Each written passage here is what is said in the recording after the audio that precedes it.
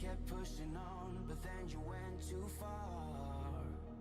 When your ship has sailed and all your dreams are lost, everything is wrong, you feel like it's your fault. Just remember, I will be there for you, baby. Remember, there's nothing out there to get you, don't forget it. When life throws lemons, just call me. Just call me. Just call me.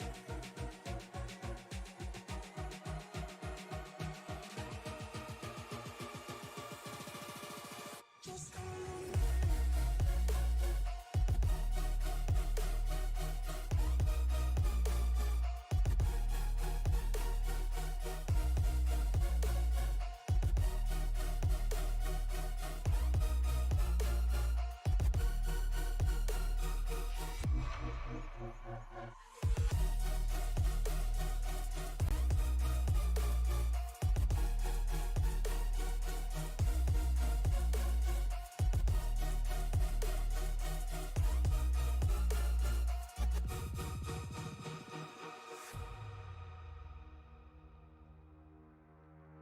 You're stronger now than you ever been. You gotta leave now, it's time to catch the wind. You will climb up high and look through the clouds, and when you're feeling low, I know you'll bounce back. Oh, and just remember, I will be there for you, baby. Remember, there's nothing out there to get you, don't forget it. When life throws lemons, just call me. Just call me. Just call me.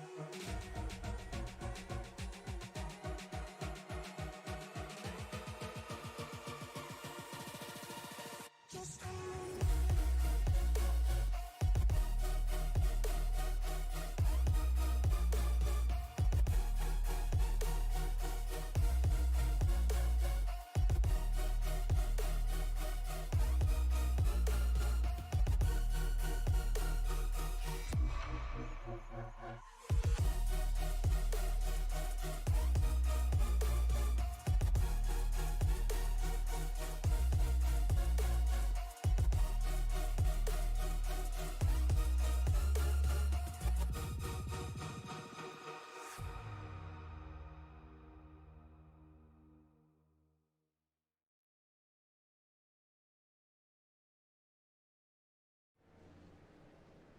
Welcome everybody into Sim Racing Media tonight, live on YouTube. I am Mike Demoni, joined beside Mac Nelson here.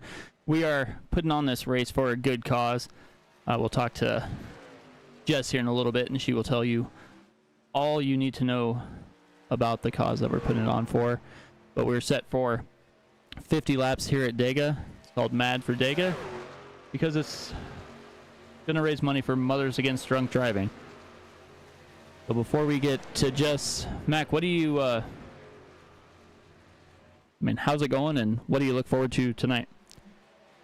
Yeah, Mike, it's going good. Thanks for having me. I'm interested to see what goes on tonight, and, everything's been good with me. I'm just, really itching to see these drivers go around this track here at Talladega. High bankings, so these turns are going to, provide a lot of racing scenarios for our drivers, and, hopefully it's a good one. Yeah, definitely. Hey, Jess, Mike up in the booth. How's it going? What's that? I said, how's it going? I just pulled you up here so you could kind of talk before you get back to racing. Oh, yeah. Sorry, I got about 3 different chats going on here. I'm good. How are you guys? Oh, not bad. Looking forward to this. Thomas asked me about it quite a while ago, and I'm like, sure, why not? It's for a good cause, and then once I learned a little bit more about it, there was no way I wasn't going to do it, so. Yeah, absolutely. we're putting on the MADD race. I had a daughter, a 20-year-old daughter, and an unborn grandson that were killed by a drunk driver about 3.5 years ago. And the support that these guys bring to the field is just amazing. I just want to thank everybody for coming out. Yeah, definitely.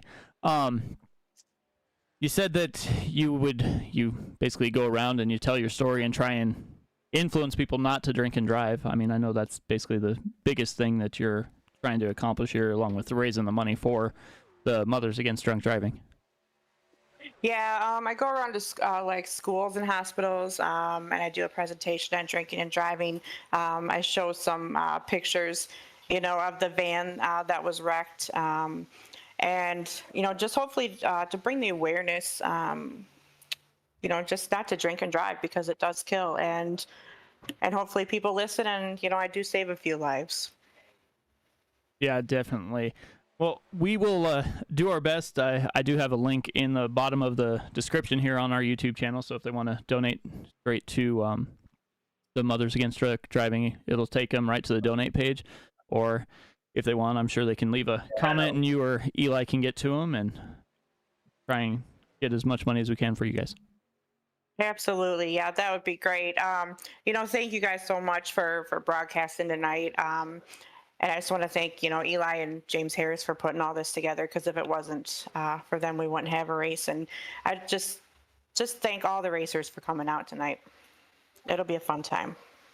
Definitely looks like it. I've seen a few guys from other leagues that we broadcast on our channel and look forward to seeing them back on the track. But we'll go ahead and let you go and get maybe a couple more practice laps before you hit your qualifying run. All right. Sounds good. Thanks again, Mike. Anytime. All right, that was Jess. She's going to be driving the number 25 here. So That's my pick. That's who I want to win this race tonight. 25 of Jessica Childs. That's who I'm going with. So let's see. I know quite a few guys from previous leagues that we've broadcasted on here. Some guys from Fuel that I broadcasted their last season a little bit ago. You see some guys out there with some MADD paint schemes. Let's see if I think Eli's out there. You look at Eli's paint scheme here. Back to the and try and get a better look at it, but he's got footprints and a picture on that rear deck lid there on that 9 truck. Oh. They're making their way through the practice session here. Looks like the best lap is by Scott Martin here. And he was involved there with the 51.44. So we'll see how these guys go once they hit that qualifying session. Should be here momentarily. See if we get anybody else out here. But like you were saying, high banks and speed. I kind of like this 50 lap run that they do, because it's long enough where there's a little bit of pit strategy, because they're probably going to have to pit one time without cautions. I mean, you'd have to pit one time, but it's also short enough where you get that last couple laps sprint too. So Yeah, exactly. I agree. As Clay White actually just sets the fastest lap of the race there with the nice draft, and that's going to be the name of the game here tonight is your draft. Obviously, Talladega, these plate tracks, it's going to be, a lot of pack racing. So these trucks are very good at these super speedways at collecting the draft and being able to get a slingshot around their opponents. But when everybody has a draft, no one has a draft. It's that old saying, if everybody's something, then nobody's something. And that applies to the draft here tonight. Everybody's going to have it. So in turn, you're trying to catch up to the car in front of you, but more than likely he is going to have a draft with the car in front of him or her. So, it's going to be tricky. It's always going to be tricky. And right here in these corners that we're seeing, that is where you're going to be able to really shift things up. A lot of drivers don't like for, the people behind them or in front of them to make moves in the corner. But let's be honest, that's the best place to do it. So will they take advantage of that? I would say probably not in the early race, but when it comes down to it in the late race, last few laps, they're probably going to try to make some moves in the corner there. Well, yeah, as we're sitting here watching them in practice, they're 3 wide.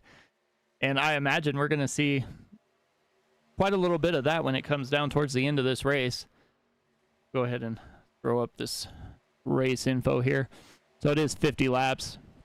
Temperatures relatively cool at 65 degrees.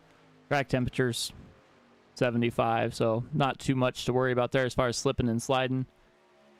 So it should be a really good race with the quality of field that we have here, and they definitely want to put on some entertainment and raise some money for a good cause as they work their way through this race. Yeah, exactly. And basically, to add on to what you said, you shouldn't have to worry about slipping and sliding. I do agree with that, but there probably is going to be some slipping and sliding because these guys, if I had to guess, are going to try to draft through the tri-oval tonight, which is something you don't see a lot at tracks, but here at Talladega, if you can really get cinched into the guy's rear bumper in front of you, you can really catch some speed going around that tri-oval. And as we know, it's always a drag race to that start-finish line with it being, not on the middle of the tri-oval. So I feel like that's probably going to play a part in our finish tonight. Yeah, I've seen several races here that when it comes down to that end, it's not like Daytona where it ends at the tri-oval. You still have, 200, 300 yards before you even get to the checkered there. So we'll see who can draft their way to the finish here. We just got a little bit of bump in there. Yeah, unfortunate here. But they should be just about ready to wrap up practice here.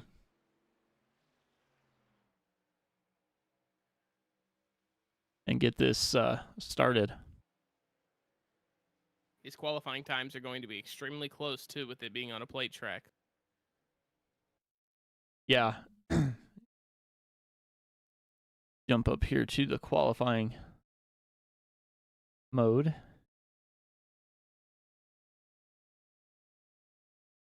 See who gets out first. With it being only 5 minutes, see how quick these laps go, if everybody kind of jumps out first, or if they sit back and kind of wait to see what the times are and take a educated guess of how fast they need to be.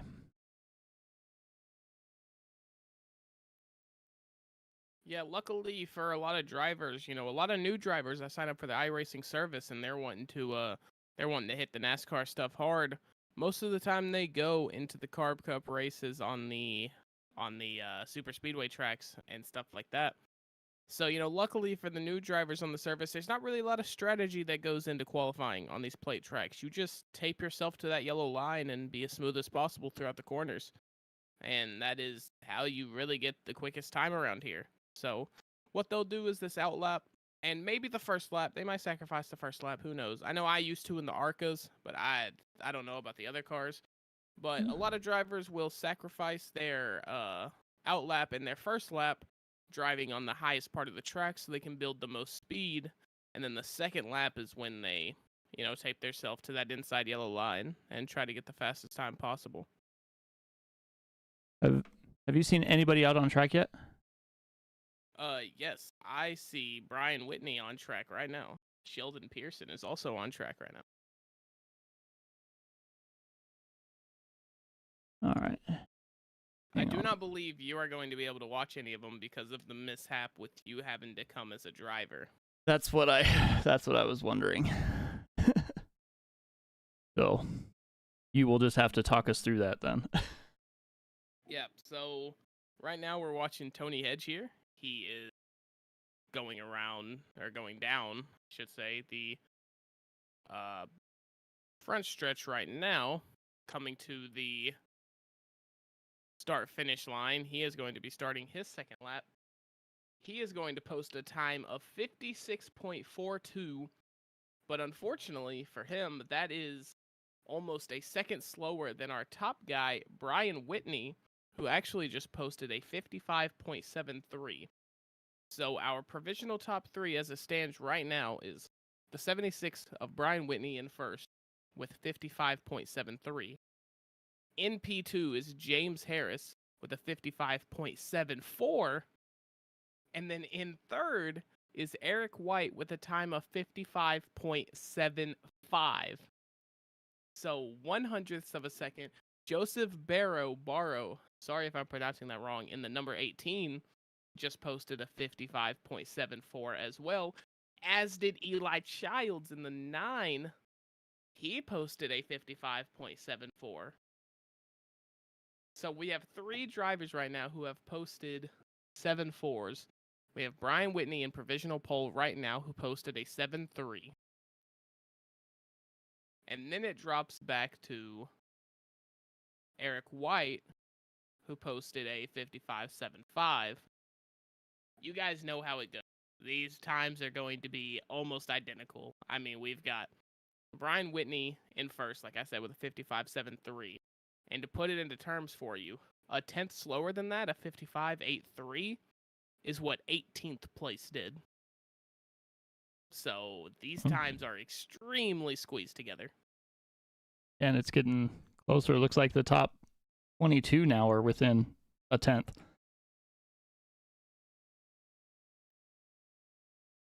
Exactly. Everybody posting laps at mainly the same time. Because, like you said, it is only a 5-minute qualifying, so not the most time in the world to, sit and formulate a strategy.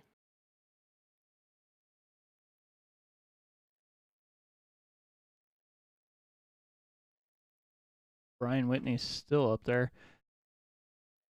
Got the 3 guys with the .74s. Super, super close. There's another one. Yep. George Williams jumps up there as well. George Williams with a 7.4.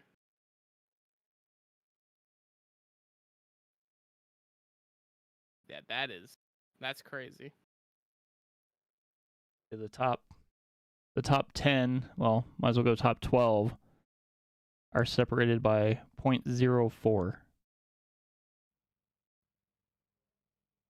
All right.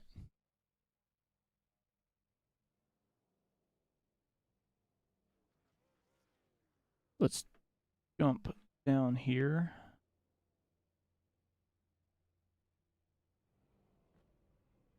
There we go. All right, we'll go through the grid real quick. Brian Whitney is on the pole. James Harris, outside row 1. Then you got Joseph Barrow, Eli Childs. Row 3 is George Williams and Robert Lorenz. Go back to Eric White, Ty Schoening, Jeremy Stanley, and Dustin Franklin round out the top 10. We go Benjamin Richards and John. You're gonna have to help me, Mac. that is John Godekunst. Godekunst. Stanley Jr. and Dustin Logston. Yeah, and in row 8, P15, you got Jessica Childs, and P16, Joseph Nalbeck. In row 9, you have Michael Krelbach and Clay White. And then in row 10, both Chevrolets, you have Ethan Woodward and Warren Young. Row 11, you are getting Sheldon Pearson and David Colleton. Row 12, you have Tony Hedge and Caleb Collins. And row 13 in the Chevrolet is William Mann Jr. and in the Toyota, Teresa Speicher. Row 14, Harley Beretta. And in P28, Scott Martin. P29 is going to be Mike Chivers and Greg Speicher. I assume related to Teresa. And in P31, Jamie D. Griffin. And P32, Chad McGinley. As P33 is also Kenneth Bishop for Michael Lester. Well, there we go.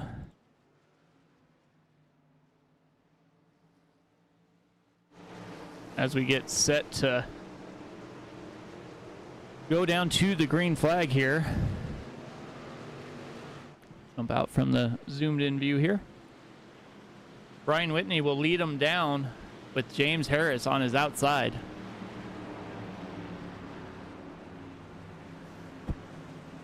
Pace lights are out, so we are going pretty quick to green here.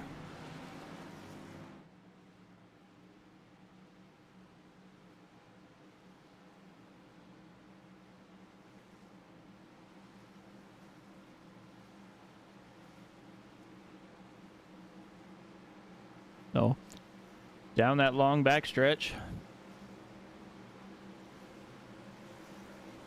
Unfortunately, I have lost everything on my end. I can't see anything. Oh. I'll take a minute, get it fixed, and I will get this going here.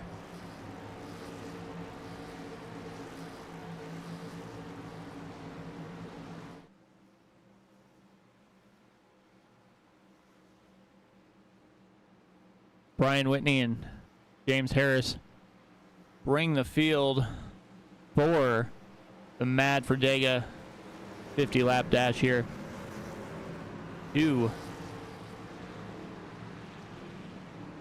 the front stretch.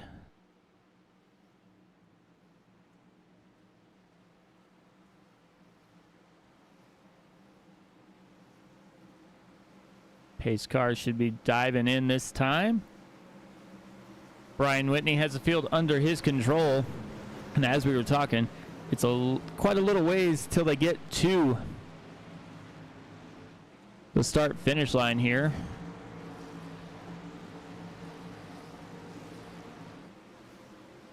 Rolling through the tri-oval. Hits that Geico restart zone. Brian Whitney's down and away. Like he got a pretty decent jump there. It looks like that outside lane of Harris and Childs are working a little bit better together, as Brian Whitney got a little too big of a jump on Joseph Barrow there.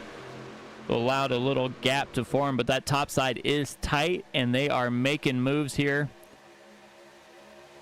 As James Harris goes to the lead, dives down in front. Looks like he had just enough room for Childs. Barely there in front of Brian Whitney. Almost came right across his nose. But they are still hooked up. So Harris and Childs on the low side. Now it looks like Robert Lorenz on the high sides moving up there with getting pushed by Ty Schoening.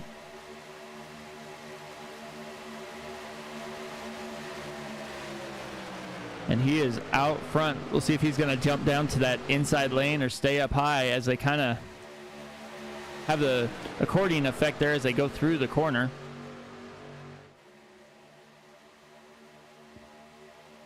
And I believe I have vision again. I believe we are back. Unfortunately, I had to miss that start, but from the way you were talking, it sounded extremely fun to watch.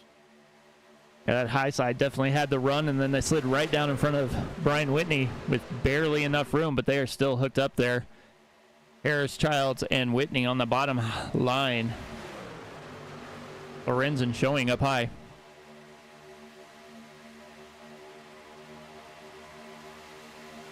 They are tight coming down to the start finish. These drivers respecting each other a lot right here. You know, typically, you know, you see a little more aggressiveness in the early goings. You know, these people trying to make up these positions as quick as they can, but these guys know it's a long one, and they've got 47 laps to go. So. And they're wrecking back behind. See what happened back here. Michael Lester. Look and see what happened back here. Considerable amount of damage to his front end.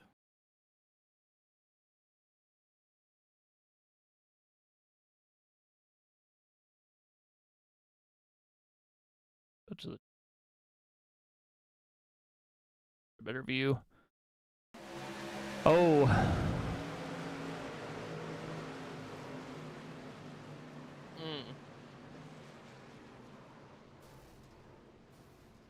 Extremely unfortunate for him. They just Looked like he was trying to jump out of line. And just didn't get slowed up enough to get towards the back. fighting for the same real estate, unfortunately. Yeah, let's look at who else was involved here. Looks like Michael Lester. Oh, yep, right in the middle there. Almost gets through it and gets hit again.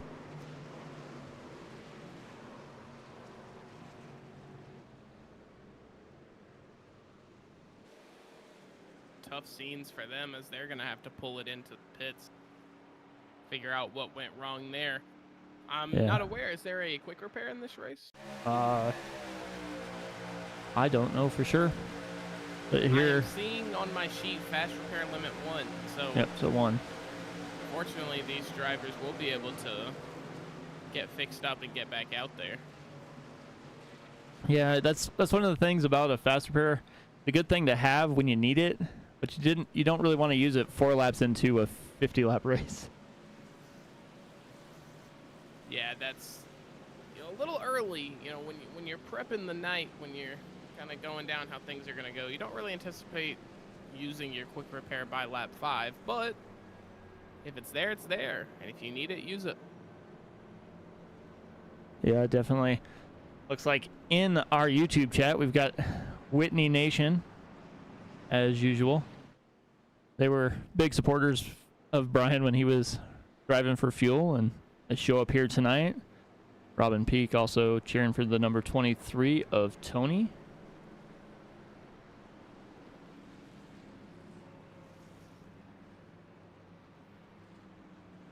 But oh, there he is.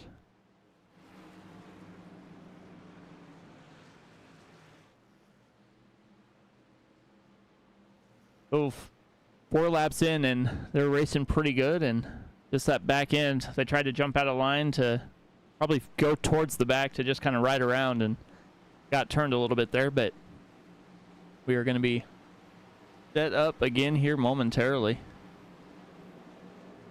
Yeah, unfortunate scenes for the people involved, but like we said, fast repair, use it, they'll get back out there, they'll have a chance to prove themselves again. Yeah, they definitely will.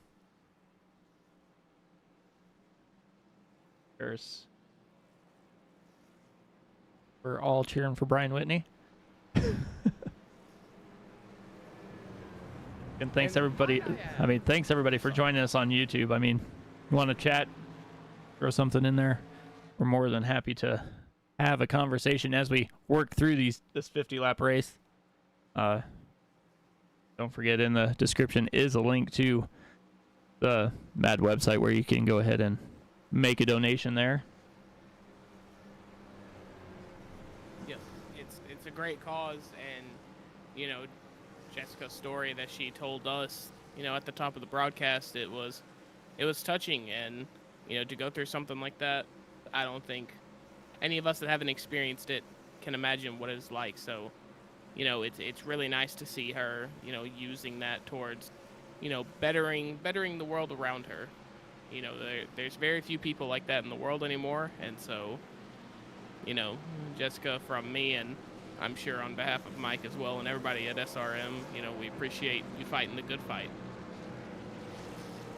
Yeah, definitely. I didn't realize how much drunk driving affects lives, but I was doing some research on there before the race just to, kind of brush up on stats and stuff. And it says every 39 minutes someone dies because of a drunk driving crash. Yeah, that's just crazy. Yeah. Not an ideal statistic for us to have in our world today, and it's almost speechless. You can't really fathom, can't really formulate the words you want to say in a case like this, but we're just, like I said, glad she's fighting the good fight, and allowing us to help spread, the awareness of the Mothers Against Drunk Driving charity, and hopefully it's a problem that we can slowly start to eliminate in our world. Yeah, it definitely something needs to happen. I mean, I live up in Wyoming, and it's very prevalent, so it's kind of sad, but lights are out on the pace car, and we get ready to go again. James Harris on the bottom side, Brian Whitney up high. So we'll see what happens this time. The high line seemed to be working the best on the initial restart.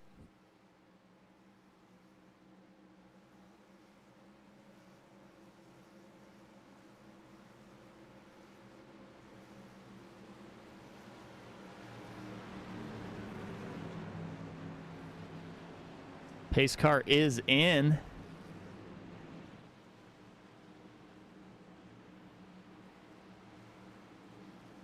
Small second for the drivers to tighten their harnesses before getting this Geico restart zone.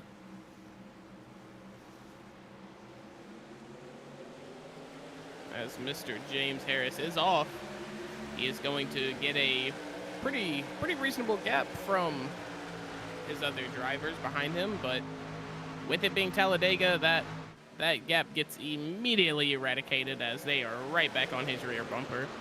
74 of Dustin Franklin right behind him. Yeah, definitely. I've seen several races, and the guy who usually gets that big jump usually gets freight trained by that outside lane if they can stay together. But luckily for James, the 74 of Dustin Franklin was right behind him and caught up to him pretty quick, so he doesn't go back very far. Brian Whitney and James Harris battling it out on the front end side by side through the first, say, 10 positions right now at least. Yep, as they are going to bring it to the tri-oval, almost back to the start-finish line, as they are going to keep pretty much the same exact position that they started on the restart. I often like to compare these super speedway tracks to a conveyor belt, because these guys are at the back. They'll see some mistakes in front. They'll make a move here, make a move there. They're up a few positions, and then they find themselves at the front of the line 10 or 15 laps later. And then the guys behind them will do the exact same thing. They will wait for a mistake. They will jump position after position. And it's just basically a conveyor belt. You're always moving to the front, and then when you get to the front, if you make a mistake, you drop to the back. And it just rinse and repeat. Yeah, definitely. As you see, the 74 of Dustin Franklin jumped out to the high side and is now challenging James Harris for the lead, and he will lead that lap. That high side seems to be going pretty good here. Yeah, and you typically don't see the high line working all that much. At least from what I've, experienced as a racer and as a commentator / caster. Most of the time, these guys on the top line, they don't really get along. And they are the more aggressive line, looking to make moves, not really looking to play the long game. But as we see right here, that is the, almost the exact opposite, as the outside line is almost 3 car lengths ahead of James Harris now. Yeah, usually you see that outside line just get barely in front, and then whoever their drafting partner is, both of them will dive down to that inside, but only seen it once, and right now Harris is going backwards as Franklin well,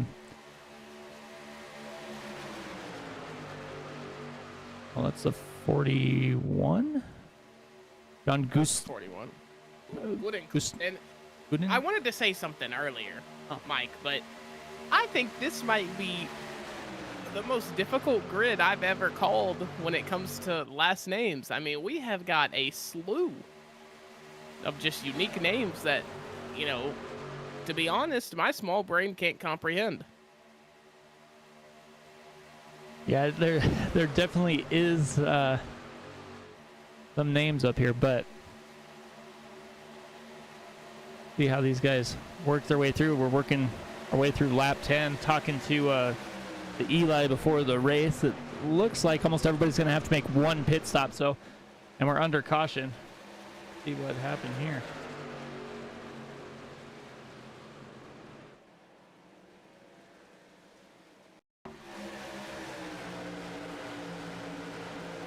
Whoa, that was...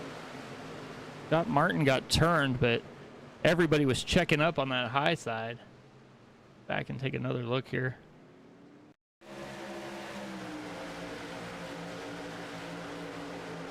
Yeah, it looks like... Seems like there was just a lot of people checking up for some reason. Yeah, everybody was checking up, and then there's nowhere for anybody to go as they were trying to avoid the slowdown.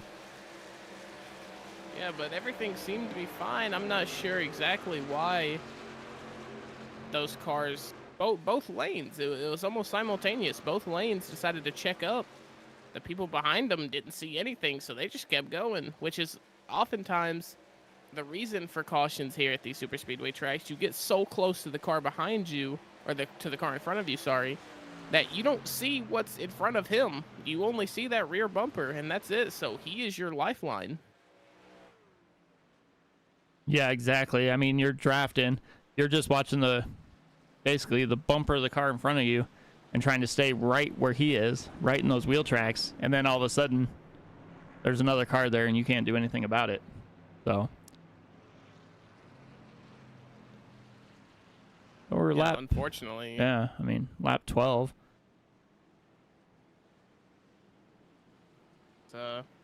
More people that might have to use their fast repairs. These fast repairs are dwindling down, and at this point, you got to think that you're at a really big advantage if you can last up until lap 40 or so with your quick repair. Well, it must be about time for everybody to hit pit lane or get that pit window where they won't have to come in again, or they're thinking there's going to be a lot more caution. So, as you're at a super speedway, you don't need tires usually. So they're half the field or thereabouts hit pit lane. Yeah, a lot of people as these standings are shuffling by. We've got, yeah, it looks like just a top off on fuel, I believe.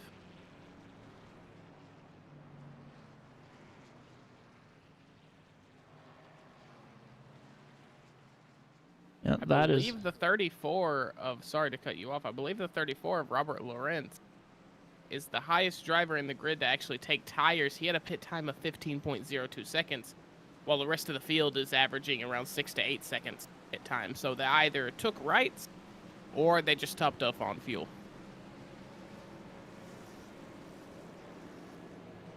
Yeah, looking through the standings here, looking back at the 99 here of David Colton. He spent a minute on lap 4 on pit lane, and he's currently running 8th right now, so he must have not used his fast repair, got his truck fixed, and is saving that for later in the run. So definitely a smart move on his part. It looks like we have, what, 1, 2, 3, 4, 5 trucks that haven't hit pit lane yet? Yep, that would be correct. Yep, that would be correct. So, interesting to see. They must believe that we're going to have a lot more cautions. They're going to have a lot more opportunities to pit. Yeah, like I was saying, the 50 laps definitely brings in the pit strategy because, okay, so you pit now and get your fuel. Maybe you don't have to pit later, you know, so. We'll see how that plays out here, because you know that the drivers that haven't pit are going to have to. So we'll see how it plays out and whether or not they're going to get lucky enough to, or they just have the faster. Well, Brian Whitney, I guess, is the only one up front who has the fast truck, because everybody else elected not to pit and got track position that did. So. Yeah, exactly. And These guys, I'm sure, when it comes to Talladega and it comes to a short race like this, there's not really much strategy. But for the little strategy that there is, you bet these drivers are going to try to exploit that and stretch it as far as they can. Try to get any little advantage they can with these pit strategies, because although, what I just said, there's not much strategy to a race like this, the little strategy that you can get can go a long way. Yeah, definitely. I mean, we've seen quite a few incidents towards the back of the field, so maybe those guys electing not to pit are just trying to get that track position, so maybe they don't have to use that fast repair. Yeah, exactly. Saving your fast repair is like a couple of years ago when everybody was hogging toilet paper. When everybody thought there was going to be no toilet paper in the stores. Everybody wants to save their quick repair as long as possible. They want to be the last person with it, because at that point they are the most valuable person on track. Yeah, we'll see who's all going to be lucky enough to finish the race here after we got quite a few people involved in those first accidents here. But Brian Whitney once again will have control of the field, and everybody else around him is new to the front. Yep, people that stayed out, they're going to have to handle a lot of pressure here pretty quickly, because these cars are, the cars that did take tires, they are going to be faster through a little bit of these laps until they can get the newness off their tires, worn down. But there is a slight tire advantage, although how the field is stacked up, I don't know if you're going to be able to make a difference out of it, but it is there. So we'll see how they can handle that. Yeah, we'll see if anybody elects to try and push it a little sooner after they got tires, or who's just faster, because it kind of mixed up the field there with some of the guys electing to pit and some not. But Brian Whitney, I'm going to say Brian Whitney hits that restart zone, is down and away. So we'll see if he has anybody that he can draft with early here. Yeah, and notable drivers who have been in the front for most of the race: Dustin Franklin in P8, James Harris in P12, and John Goodenkunst, I don't know if I'm pronouncing that right or not, he is in P12. So we'll see what they can do. We'll see if they can, weasel their way to the front. It looks like the bottom line started to check up just a little bit as everybody scatters, as they're 3 and 4 wide back there a little ways, with Caleb Collins, Joseph Barrow, maybe even Eli Childs was in there too. They're 3 wide going through the corner back there. Yeah, and they are making it look good. I don't want to have a commentator's curse, but they are really driving the wheels off these NASCAR trucks. They are proving something. These guys are elite. Yeah, Caleb Collins likes to kind of push the issue on that high side. Seen him do it a few times, and it looks like he's making that line work, as from looks like third row back to say 5th or 6th row, they're 3 wide, and they're making it work. Everybody towards the back is kind of scattered all over the place back there, but there's enough cars in front of them. They're not really losing a draft either. Yeah, exactly. If you're in the back of the pack at a plate track, you kind of sit there, you kind of goof off, do your own thing, and then, it's all serious time. It's game face time when you get up to the pack. But while you're sitting there straggling, just barely catching the draft, yeah, they're experimenting. They're seeing what they can do with the different lines, and, they're just waiting for their time. Yeah, they definitely are, as they're battling back and forth here. At Highline's not really going backwards. It's kind of hanging on there pretty quick there. And that middle, a lot of times, I'll say that middle lane's starting to move up too. Yeah, exactly. That's exactly what I was going to say. That middle line is, really starting to, get that side draft from both sides, and they're shooting their way to the top. Most of the time when you go 3 wide at these plate tracks, the middle lane, they get scared easily because, they've got to watch on 2 sides, and, these iRacing drivers with the net code, sometimes things can't be as smooth as we potentially like them to be. So the middle lane gets pushed, bullied, and, you know, frankly, scared. And, you know, they deserve it. They deserve to be scared because iRacing netcode is an enigma that needs to be studied at Harvard. But they are committed. They're keeping it. Wrecking in the back. Wrecking in the back again. Looks like the 25 of Jessica Childs is around. Unfortunate for her.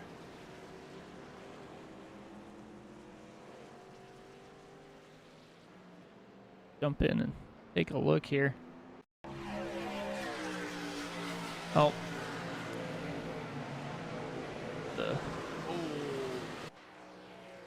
Not that 5.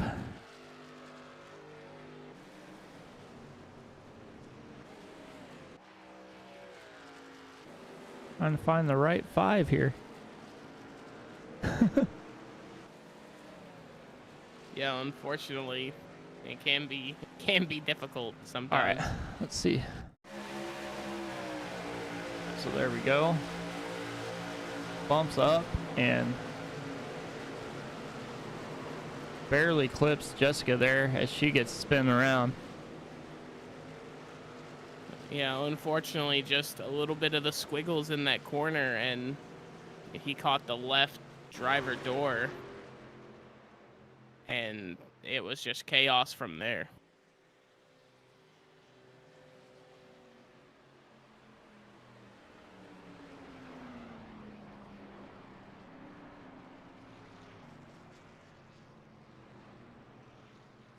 Yeah, that's it. Once they start wiggling, it's hard to get them back under you. But now, I'm assuming we're going to see almost everybody who didn't pit come to pit lane. Yeah, I definitely think that's a fair assumption. You know, we're almost halfway through this race. We'll pretty much be there by the time the pace car comes back around and releases these drivers again. So what better time to pit than cutting your race in half? So, you know, for the people in front that did not pit, now they get their chance, and may I even say, maybe an advantage?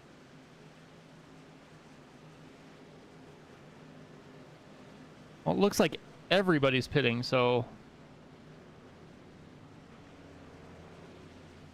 that Take everything I say and just throw it out the window. well, except for one, David Colton, the 99. Race off pit road there. James D. Harris looks like he won it.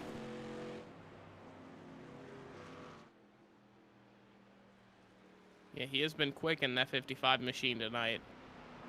I wouldn't doubt if we see him at the top, maybe in the podium by the end of the race.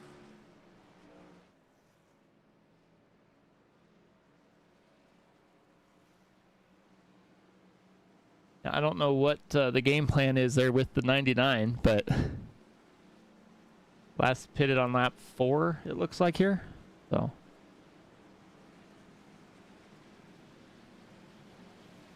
He might know something nobody else knows.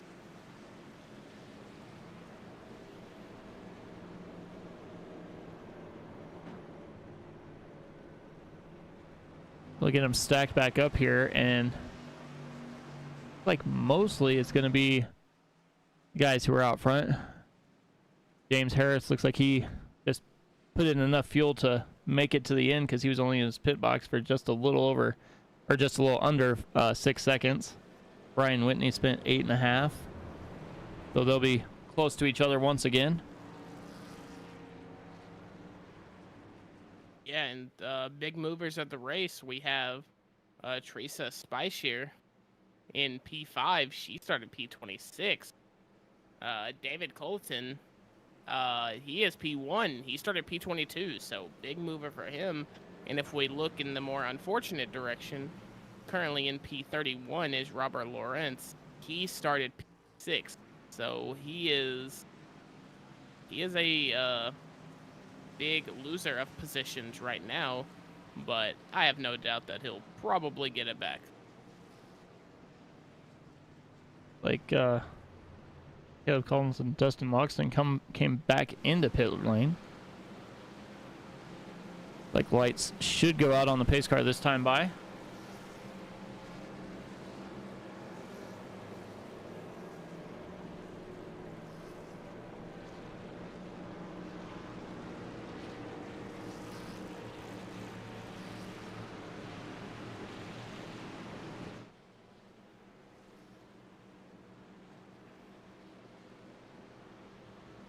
So we'll have Harris and Stanley in the high line, Colton and Whitney in the low line. So we'll see if that will work for David Colton there, or if Whitney and Speicher is gonna jump around him and make him go towards the back. Yeah, and you know, if I'm a betting man, P3, they always say it, P3 is the best place to start. So Brian Whitney might try to make a move here quick. And if that low line gets a jump on the high line, I would bet he is going to take his chances at that high line and be in P2.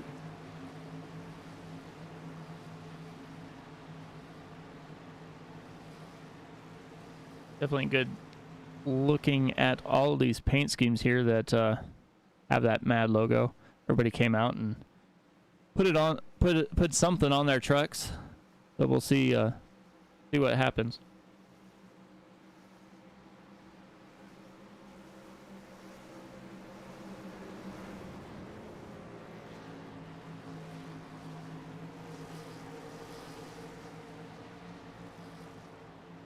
So here we go.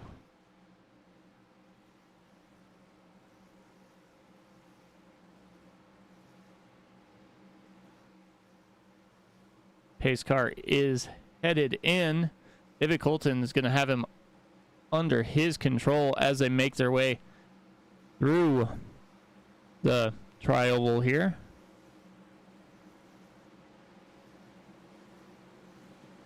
And kind of start to stack up just a little bit. And that's what caused the incident last time. He gets a huge jump. We'll see if Whitney's going to be able to clear Harris, and he does not. Oh, just barely does. Barely does, but they conform to a single line. They are a single line 7 back, I believe. We're starting to get a little shift with P2. Brian Whitney, he is going to go up, followed by James Harris and that number 60 of Jeremy Stanley. And they are already squiggling just a tad bit as David Colton is going to take the apron. Like he got pushed a bit out of line there. Yeah, which tends to happen. Yeah, that is unfortunate for him. The leader of the restart, he is not going to be able to lead the first full lap. As we come back down to the start finish, it's going to be Brian Whitney currently in the lead with Michael Krobach not behind him, but in the opposite line. He is P2 and P3 James Harris. Yeah, James Harris, Brian Whitney hooked up once again, and then you have the high line, Joseph Barrow out there all by himself. We'll see if anybody elects to jump out there and help him or let him in. It doesn't look like it right at the moment. Still stuck up there. And here comes the 29 of William Mann Jr. Yep. If they can get a third line started here, and you know the top line isn't really occupying. Oh, there goes Teresa Fletcher. That is unfortunate. The first caution we've seen from up front.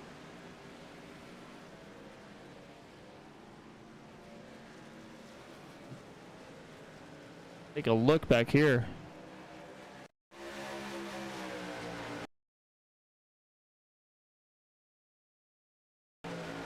Go back just a little ways here.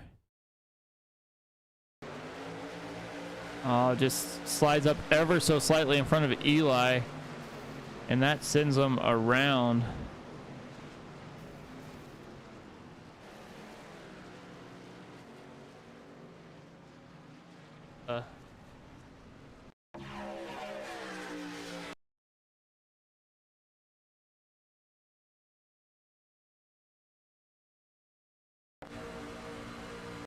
So this is from Joseph Burrow here. He was up in that high lane. You see him trying to get out of the way, nowhere to go. And there he goes.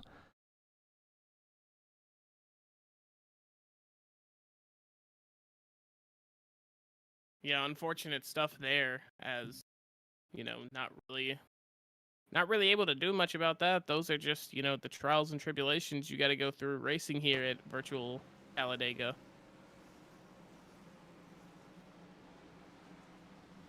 As we go to the yellows once again here.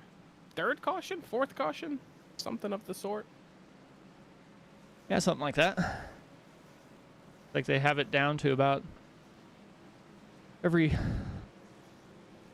6 or 7 laps. About when everybody starts to feel comfortable is when they come out. It seems like at most of these tracks anyway, because you get used to just kind of driving around, start to relax just a little bit, and then next thing you know, you're involved in that big one. Yeah, unfortunately, it's a curse that plagues every sim racer. But when you're racing at a plate track, you get complacent. You let your guard down, almost like you go on autopilot as you're driving around this very, very big super speedway. And unfortunately, when you lower your guard like that and you go on autopilot, that's when the bad things begin to happen.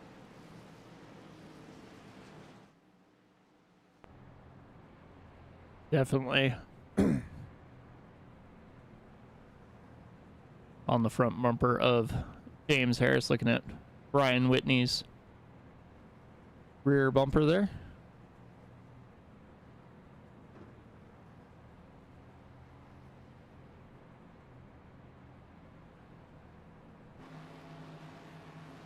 We're just about halfway. We'll be under halfway when we take the green flag once again. And the two drivers that started this race, P1 and 2, are the two drivers that are in P1 and 2 halfway through, but they took a very weird path to get here. They were not in front the entire time.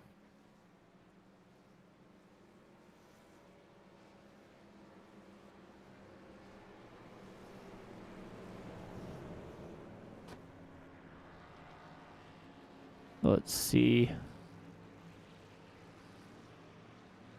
Light should go out on the pace car this time by.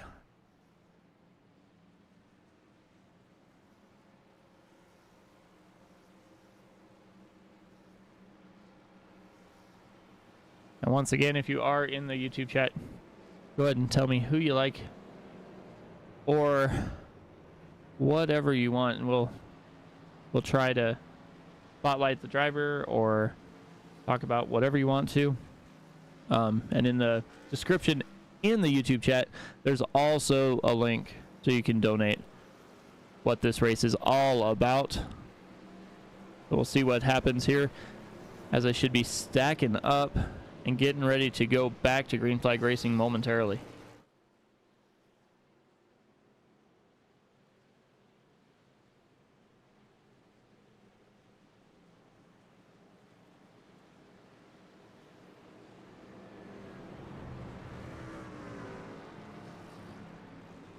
Yeah, like you said, lights on that pace car are out. They will be green next time by, and ideally, we hopefully are not going to see any more yellows, because I'm not sure if any drivers have a quick repair anymore. I'm sure there are some in the field, but from what I've seen, I think probably a good 50 to 60% of this field has used their quick repair, so this is it for them.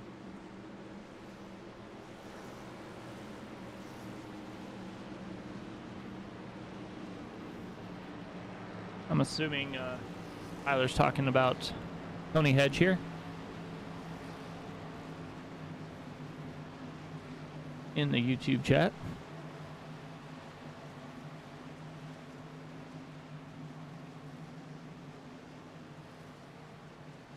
Tony Hedge in that number 4 Ford machine. He is in P17. He's up 6 spots. He started the race P23, so you know, maybe he'll turn into Tony Hawk instead of Tony Hedge, and he'll skate his way on up to the front. And take a look and see if these guys can stack up a little bit cleaner than they did the last time. You get that accordion effect, and then it usually leads to trouble pretty quickly. They were able to work through it last time, but if they can get it stacked up here, be a much cleaner restart, and they will be racing. Pace car is going to duck below that yellow line and go back into the safety of the pits. That can only mean one thing. We are about to go green as the 76 Chevrolet of Brian Whitney has the privilege of giving us the restart here this time. He has to wait until he enters the Geico restart zone, which is right there, and he is going to start extremely late from the restart zone. And we are back green here. Lap 27 of 50. And doesn't really matter how you start, like we said, because everybody's going to catch up to you. It's Talladega. It's a plate track. Yeah, James Harris jumped down behind Whitney, but allowed Michael Krobach to jump up high with Jeremy Stanley giving him a push, and now they are side by side. But those two trucks are out there all by themselves at the moment on that high line. Yeah, and unfortunately, 2 trucks is not going to be enough to get it done. They need a couple more as, oh, it looks like, I believe that was the 56 of Benjamin Richards, if I'm not mistaken. He got extremely squirrely and almost into the inside line here. But we have a third lane starting with the 48 of Warren Young, and behind him, I believe that is the 29 of William Mann Jr. As they tried to start a third line, but William ducked down and said, man, I don't think it's going to work. I'm going to go down here to the safety. That third lane's still kind of getting out Into the wall. Wow. That is the 25 of Jessica Childs, I believe, is unfortunately into the wall.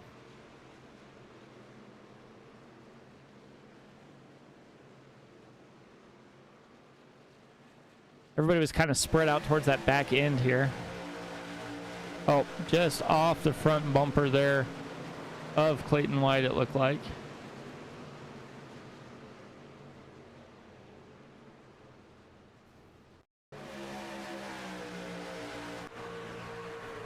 Yep. Just barely.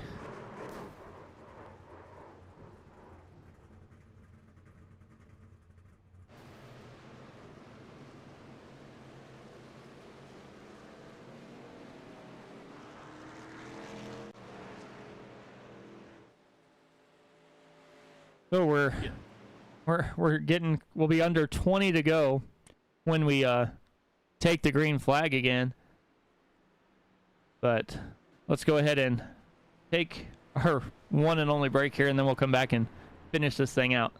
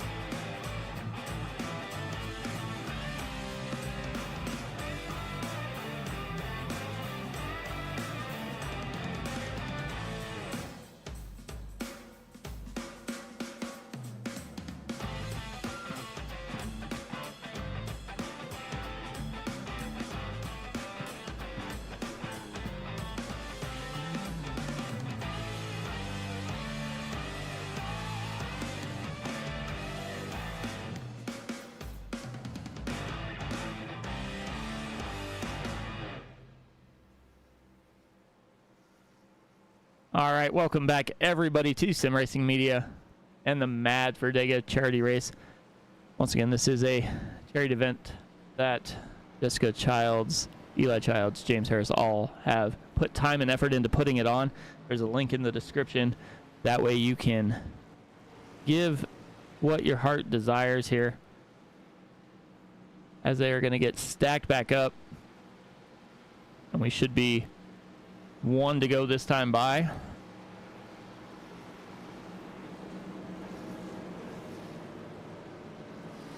Well, Mac, what do you think of the race so far?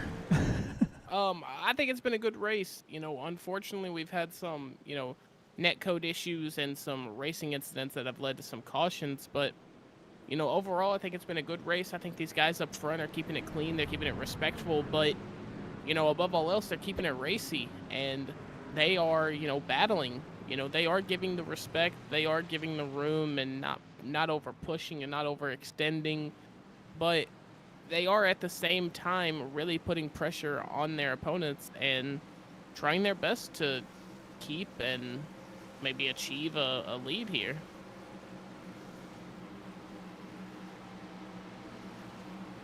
Yeah, they definitely are racing pretty clean and pretty fun up front. They've battled back and forth. We've seen 3 wide. We've seen a lot of pretty clean racing until you get one little bump in the track or glance the wall just enough, and then you bring out that caution. But it'll be 19 laps to go. We'll see if we can see how racy these last laps wind up being here. Yep, and we'll have Michael Krobach here in P2. He's been up and down the grid order today. I've seen him in P18. I've seen him in P2. So, you know, he knows mainly how all of these drivers are going to race. He's seen it all already within these 31 laps that we've done here. So I expect him to, you know, make a case for himself. Yeah, we got that inside line.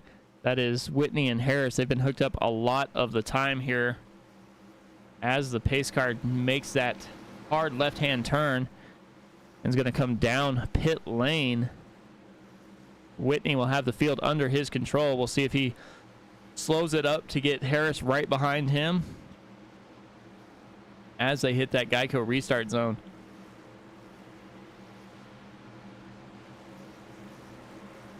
Like he's staying relatively even with Harris. Harris gives him a little bump, and they are out by a couple car lengths there as Michael Krobach gets down to the inside, and we're single file back through P5. Yep, which is the best thing you can do as the top line. If that bottom line gets out to an astounding run off of the start-finish line, you just kind of conform and go into that single line and get your momentum back, and then you start the second line, which is exactly what the 72 of Michael Krobach is doing, getting right next to that 76 of Brian Whitney as he's trying to get all the side draft he possibly can. These guys are in shootout mode, I think.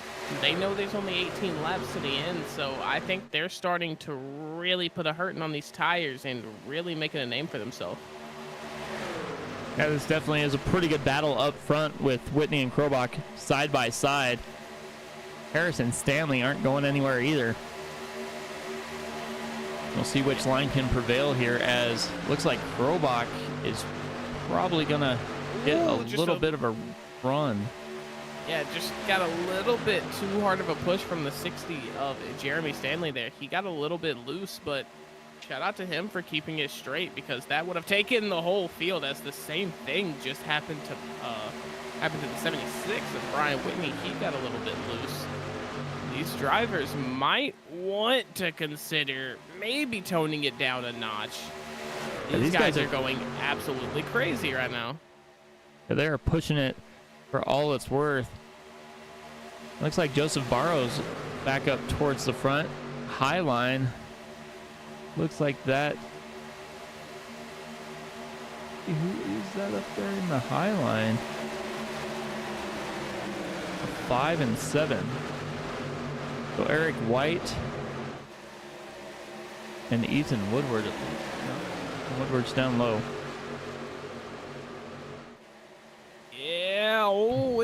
looks like there might have been just a tad bit of contact there between the 7 of Eric White and I believe that was the 29 of William Mann Jr. These drivers are absolutely rapid right now. They are giving it all. Got 3 wide through what, 4 or 5 rows back at least, Yeah, as they these guys, come down the straightaway. Yeah, we see Robert Lorenz up there. I said he was the big loser when it comes to positions, but look at him. He is back into P8, P7, P6 right now as we cross the line. Yeah, Joseph is Burrow in that really high making line it. is freaking flying too now. He was involved in that accident a couple cautions ago, and he is back up front. These drivers are saying they don't care about the quick repairs. They got their stuff fixed. They are ready to drive this truck until it cannot drive anymore. I mean, throw a blanket over like the top 15. Oh, hip check, and they go around. And right before that happened, the 18 of Joseph Barrow played an amazing move on the 60, I believe it was, of Jeremy Stanley, and he got down into the lead there. So not sure if he'll be able to keep that position with the yellow coming out, but we will see. Joseph Barrow looks extremely quick right now.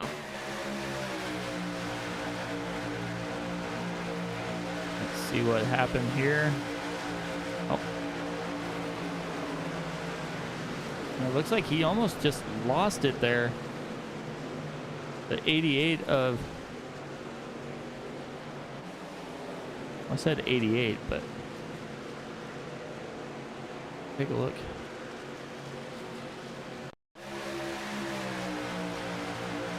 This is back in the field a little ways here.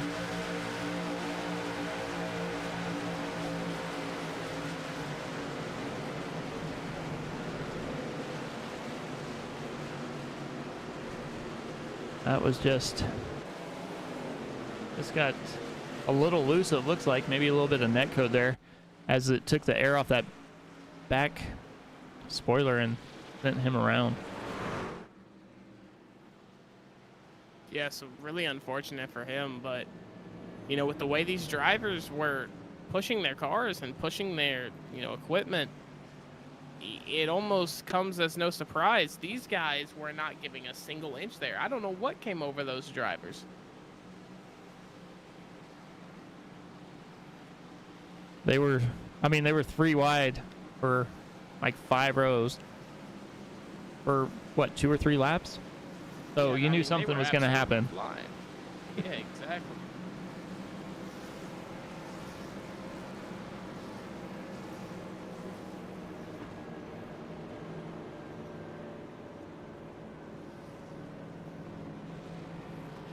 Let's see.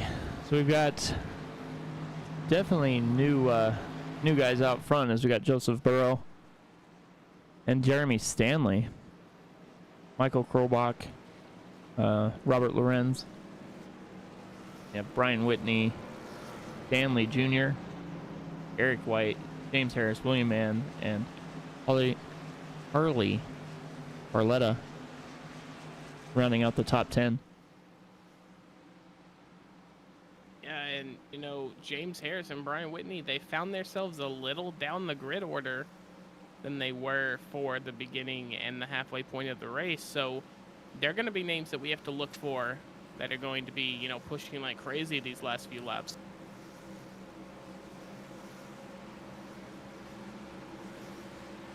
Definitely going to be looking for them, because they had speed, and especially if they get hooked back up together, because they're not too far apart right now. Looks like they're going to be, Brian Whitney in row 3, and James Harris in row 4, so it won't be too bad.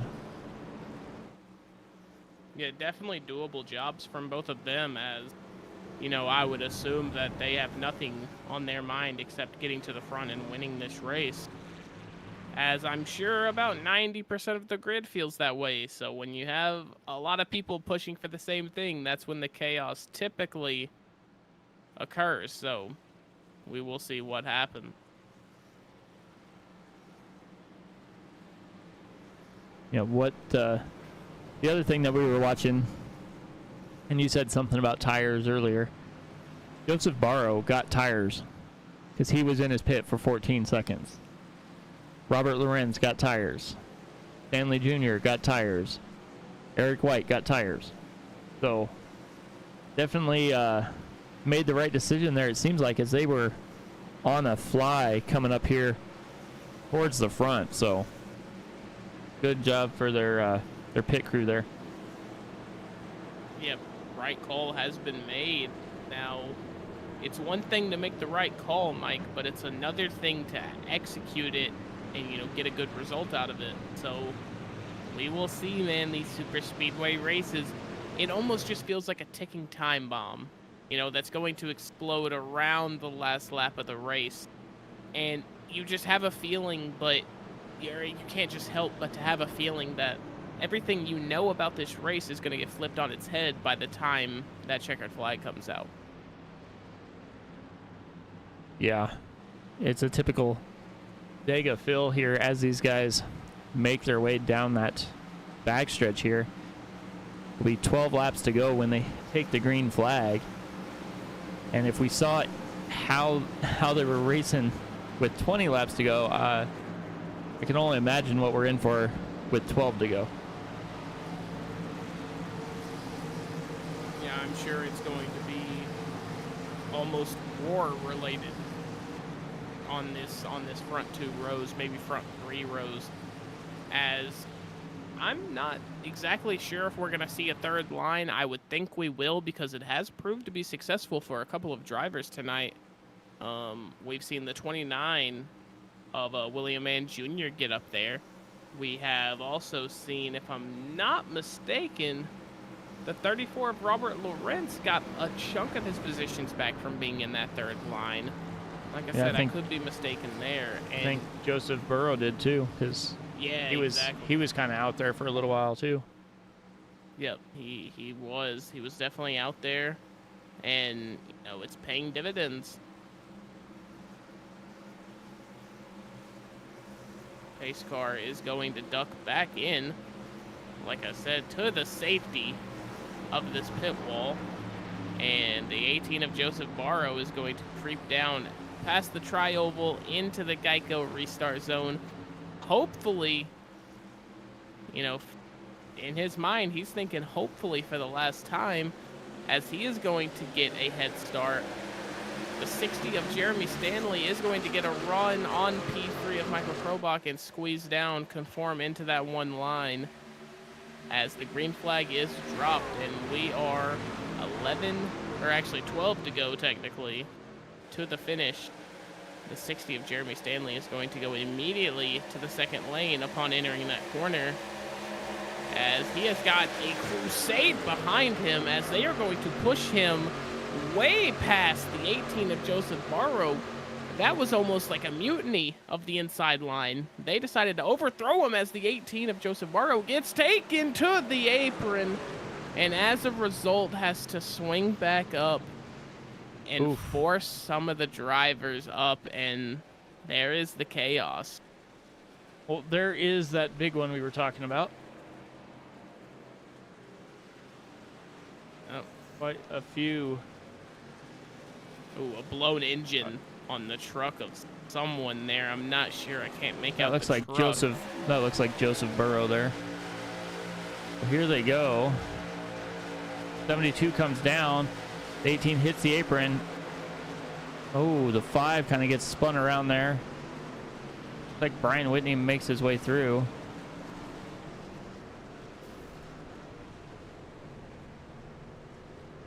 The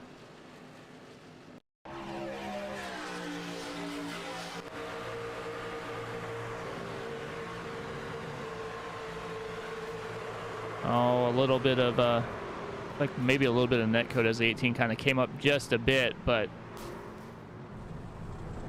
yeah. So and that unfortunately, definitely was a blown engine there. yeah.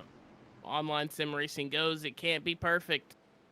So that net code is going to make a big difference in how this race is finished. A lot of people from that front from that front pack were shifted just a little higher in the positions from the 18 of Joseph Barrow having that unfortunate incident occur. Yeah, Brian Whitney was running up towards the front, got caught in there. Thought he was going to make it through, but it looks like he's going to come down, take his fast repair, and get back out on the track. So we'll see where he winds up stacking up once they get going here.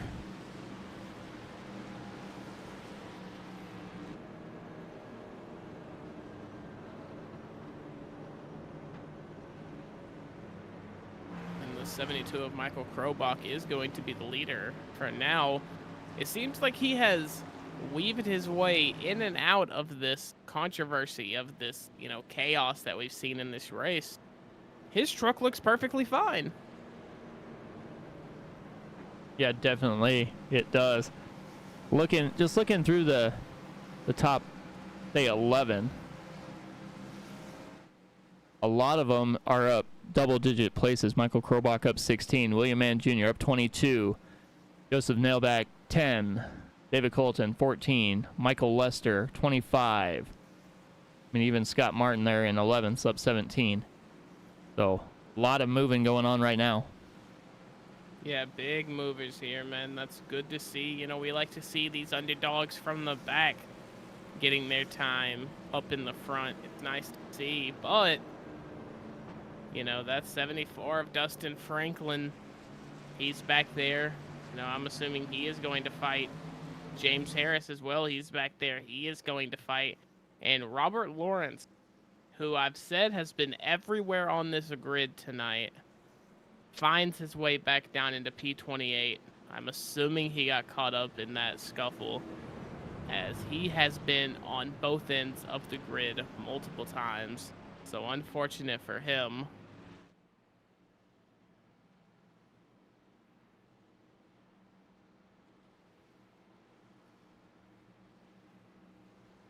So here we've got, looks like four that have elected to call it a day. Joseph Burrow being the latest, Teresa Speicher, Jamie Griffin, and Mike Shivers.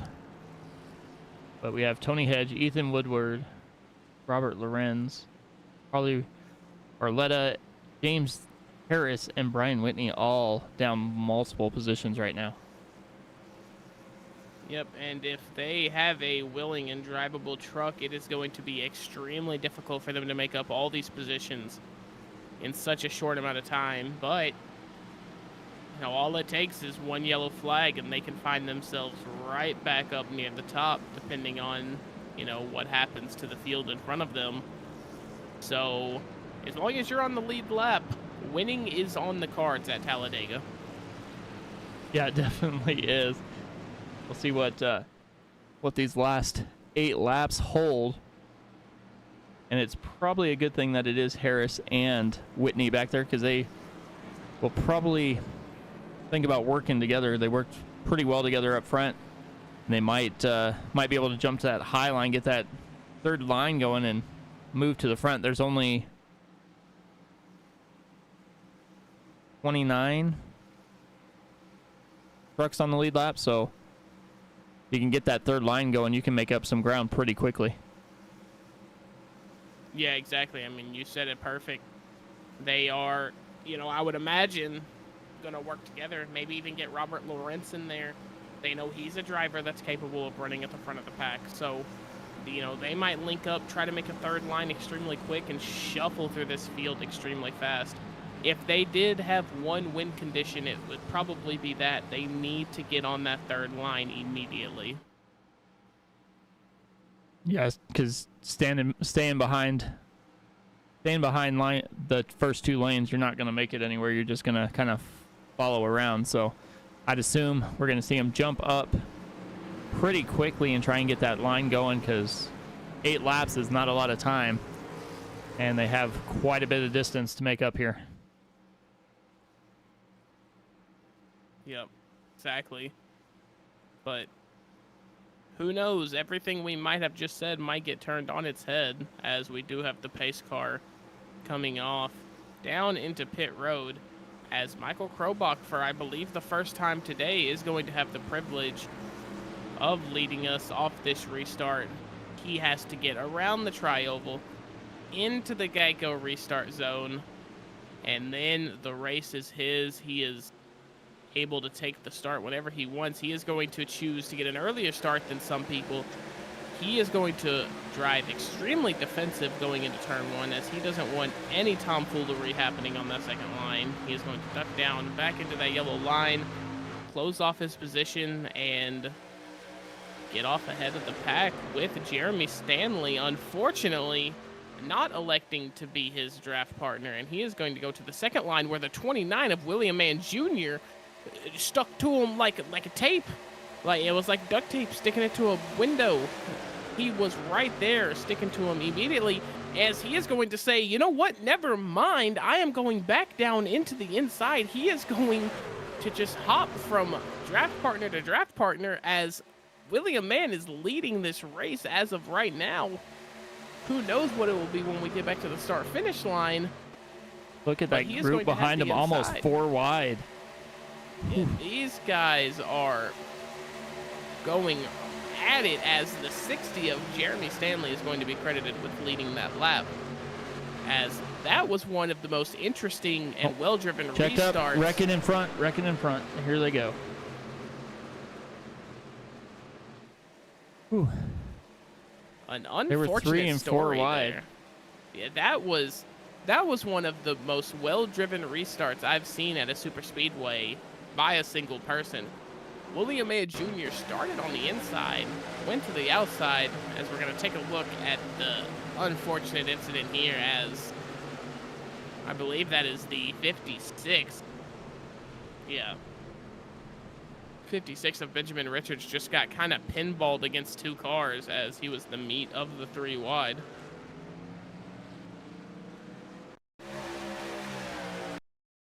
Four wide there. 4 wide. That, to be able to get that done inside of a corner is extremely difficult to do. And, you know, unfortunately it didn't pan out this time, but if it would have, that would have made for some really incredible racing. Yeah, bouncing back and forth there through David Colton up into the wall, and back and forth he went, and then went back up in front of Colton and flipped over.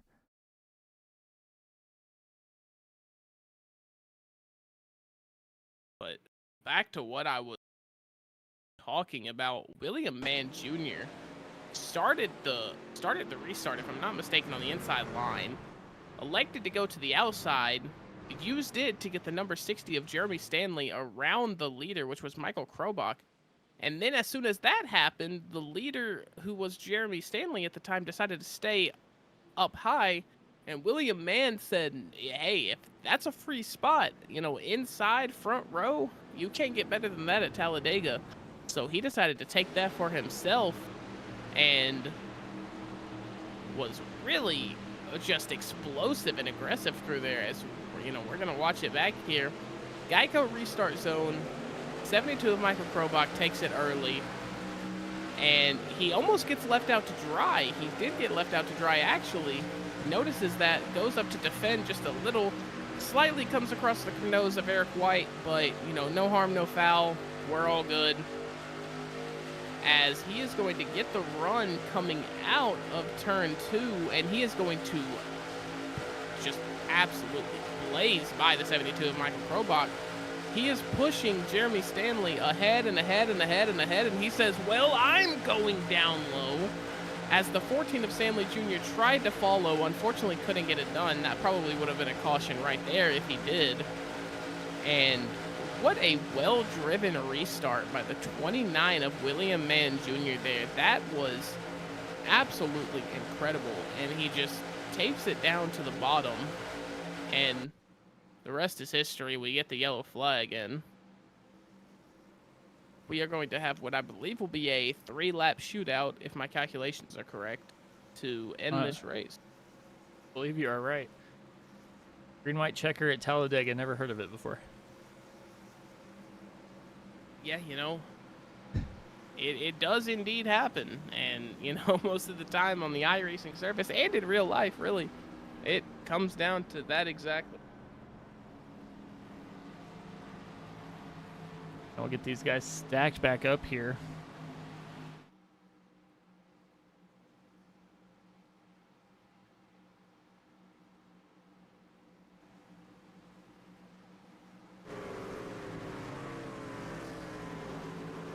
And we are coming up on an hour and 14 minutes on this race.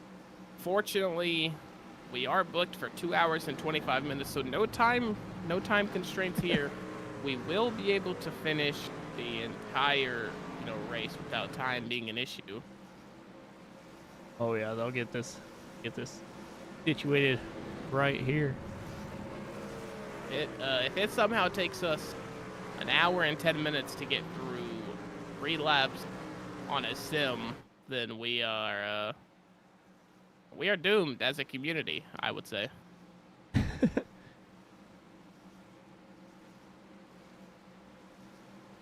Go getting close to the lights are gonna go off quick. Lights are off, so we will get a natural green-white checker.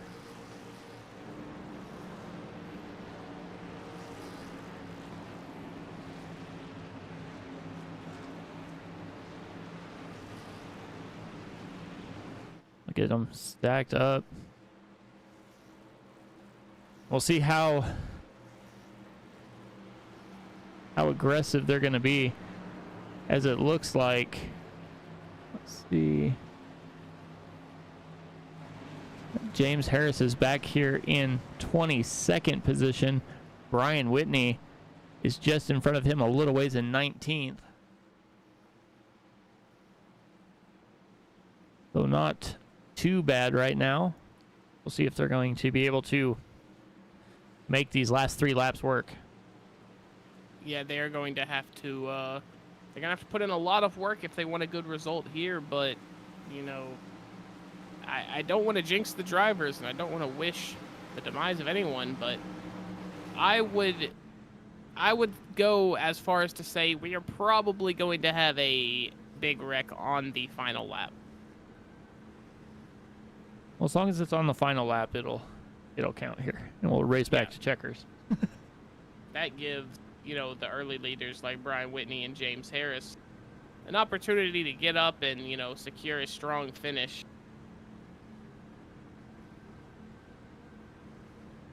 As right now, P5, and Michael Lester, who I actually think will be starting the race P6, he is 28 positions up right now. So an insane move for Michael Lester.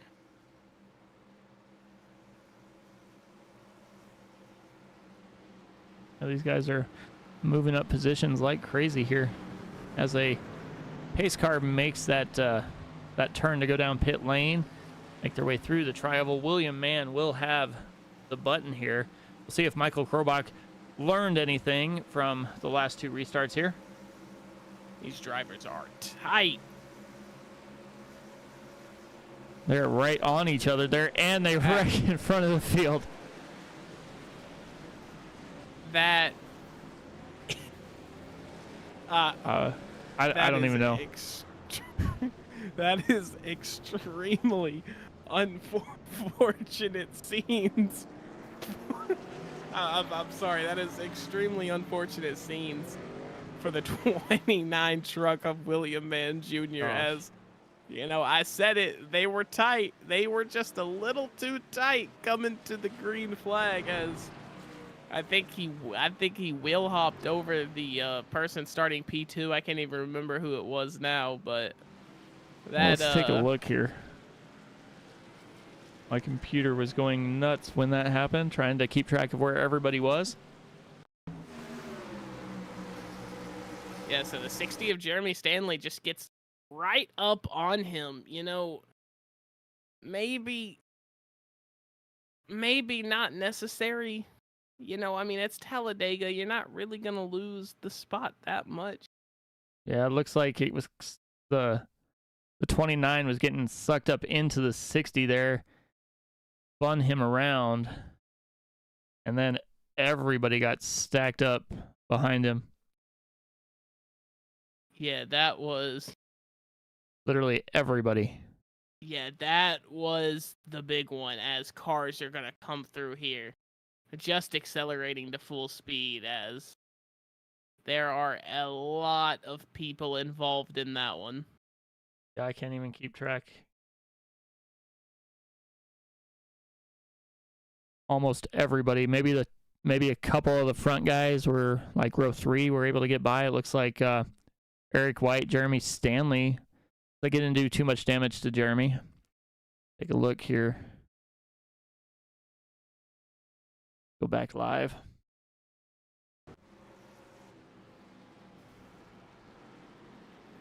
Let's look at Jeremy Stanley here.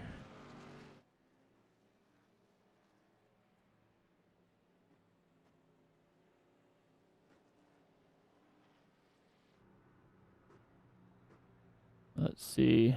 Doesn't look like too much damage there. I don't...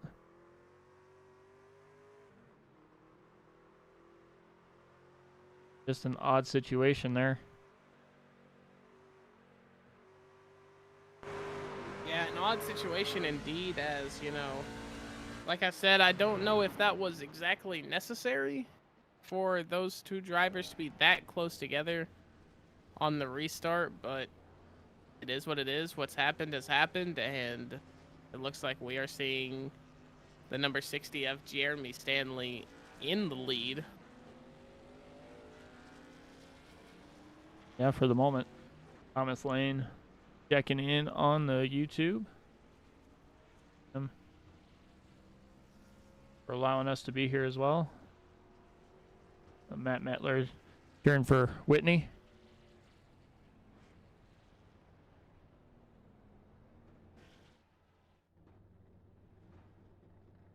Looks like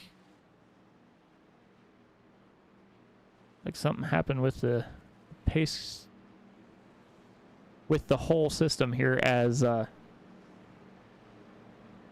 Eli Childs is behind the pace car, but he is currently scored in 7th position. So Jeremy Stanley, Eric White, Joseph Nelbach, all of those guys that we were watching up front here have basically stopped trying to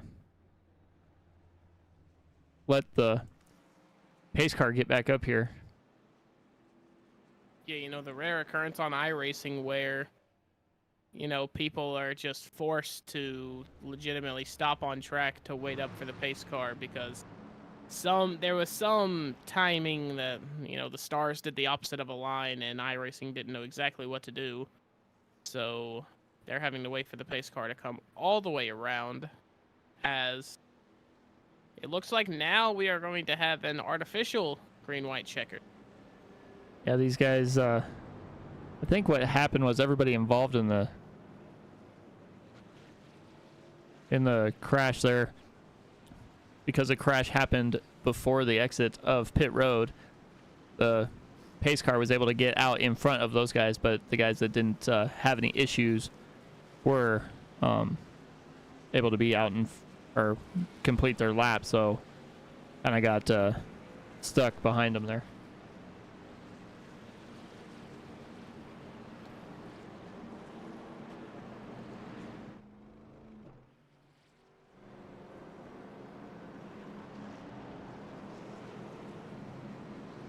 So there goes the pace car.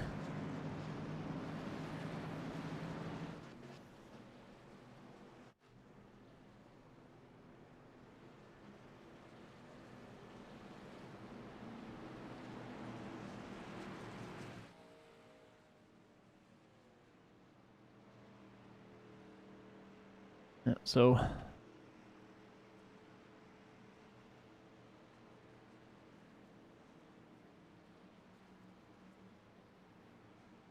this should be getting everybody's kind of getting it figured out here, hopefully.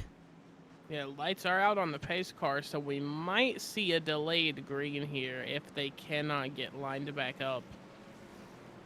But it looks like, for the most part, everything is correct in how it should be. As we might be live here for the drop of the green flag for the green-white checkered. Going into overtime, as we are currently on lap 50. We have to get 2 done, so we will at least be going 52 laps here tonight.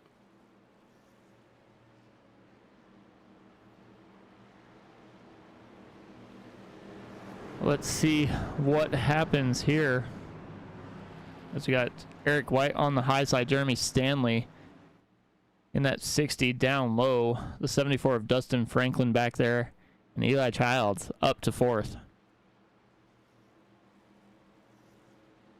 And something to note here, P3 and P4 and P5 actually have all completed 6 pit stops, while Jeremy Stanley and Eric White in P1 and 2 have only completed 2.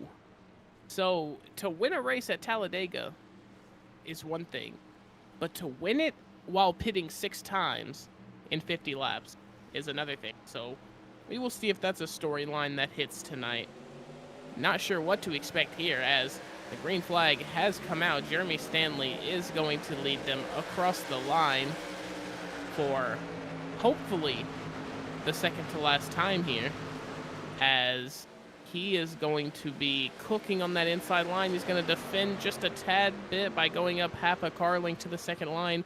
A really smart play on his behalf, as we have the 40 of George Williams and the 25 of Jessica Childs, of all people. She's been through a lot tonight, and she is fighting for a win here. I didn't even notice her in the top 5. And here comes Michael Krobach, like he was shot out of a cannon there, right up to the back bumper of the 74 there of Dustin Franklin. Oh, Jessica Childs up high. Contact. We'll see. Oof. The 74 wide Dustin now. Franklin, he gets to shake off the contact, and we are still racing. This race is official as we go past the start-finish line, and Final that was lap. the commentator's curse. We are on the final lap. We are not stopping, but the leader of the race, Jeremy Stanley, unfortunately is into the wall as soon as he crosses the start-finish line. The 9 of Eli Childs is coming into turn 3 and 4 with Scott Martin behind him. Gap to P3 is 1.7 seconds, so I believe we have a drag race to the start-finish line. Eli Childs on the bottom, Scott Martin on the top. They are coming across the tri-oval. It is a drag race, fast and furious, to the start-finish line. It is going to be Scott Martin who takes this race. Mothers Against Drunk Driving, 50 laps, virtual Talladega, and it is going to be Scott Martin who takes the checkered flag.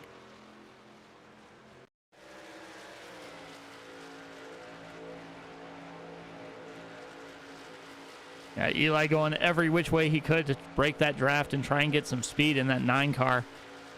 The 67 of Scott Martin up there pulling even as they come into the tri-oval. It looks like Eli Childs is going to have a little bit of a run, but Scott Martin just barely hangs on. As you rarely see the driver on the outside win these drag races to the start-finish line here at Talladega. I don't know what came over his equipment, but he just got that extra juice to push himself to the finish line. He takes it by 2/100th of a second. Yeah, that was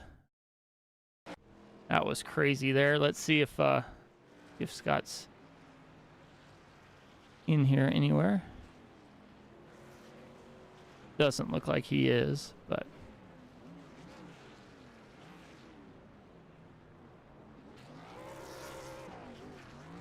see if maybe he'll jump in a moment here.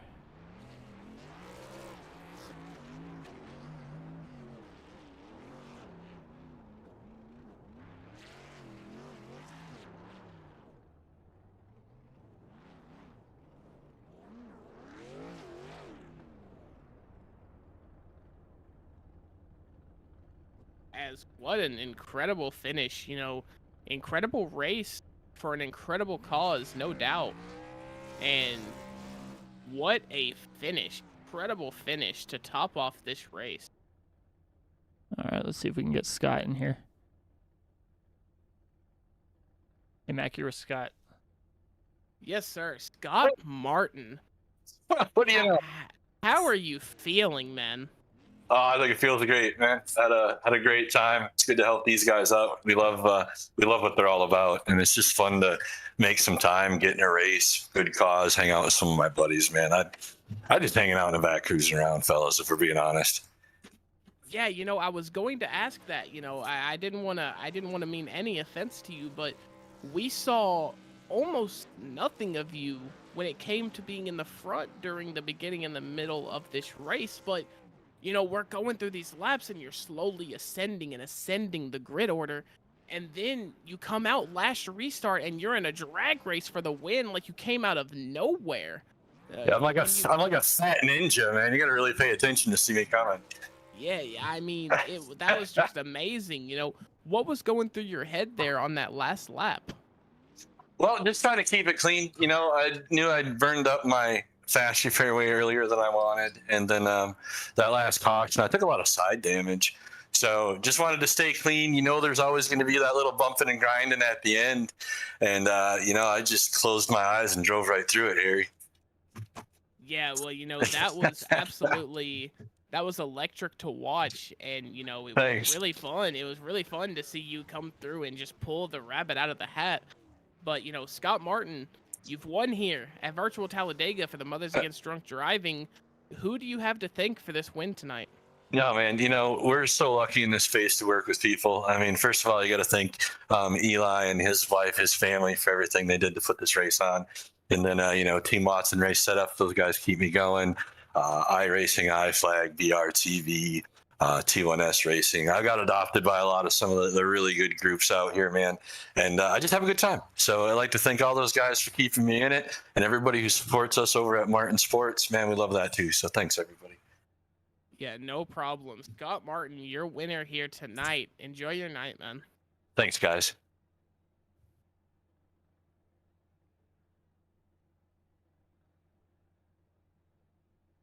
Looks like that will pretty much do it here.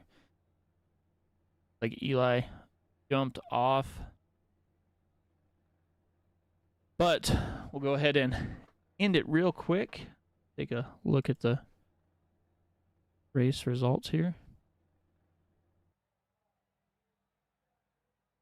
Try the actual race results.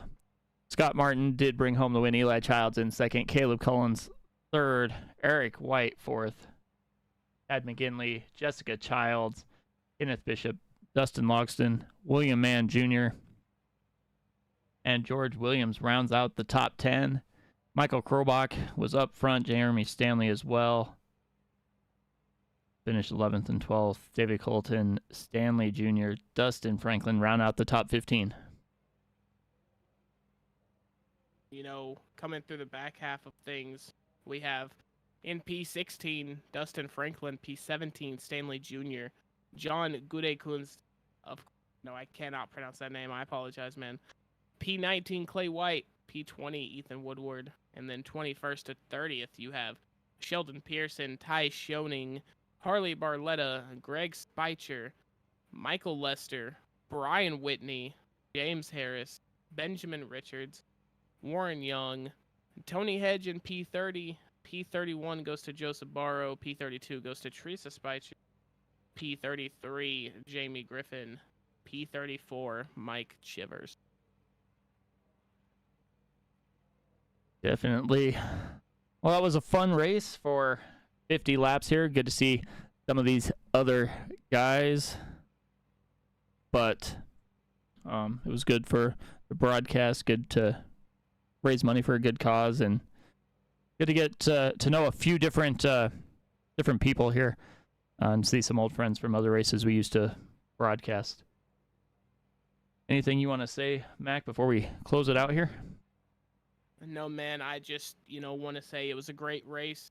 It was a great event for an even greater cause. And, we got here, we had fun on the simulator tonight, but, you know, the cause and, you know, the real life connection that this makes is very real. You know, drunk driving is unfortunately something that plagues this world, and you know, it's something that desperately needs to come to an end. So if there's one thing you can take from tonight, it's to, you know, end drunk driving. And if you can find it out of the kindness of your heart at all, you know, donate to the Mothers Against Drunk Driving. Link is in the description. You know, it's a great cause, and there's nothing more. There's almost nothing more that I can say. There's no justice that can be done, and you know, it's something great to notice, and it's something great to be a part of. Definitely is. So from everybody here at the MADD charity race, Eli Childs, Jessica Childs, I want to say thanks for allowing us to broadcast it. Thanks for putting on a race for a great cause. If you guys ever need anything, don't be afraid to give us a shout. But from all of us at Sim Racing Media, I want to say make the choice and choose not to drink and drive. And we will see you all next time. Good night, everybody.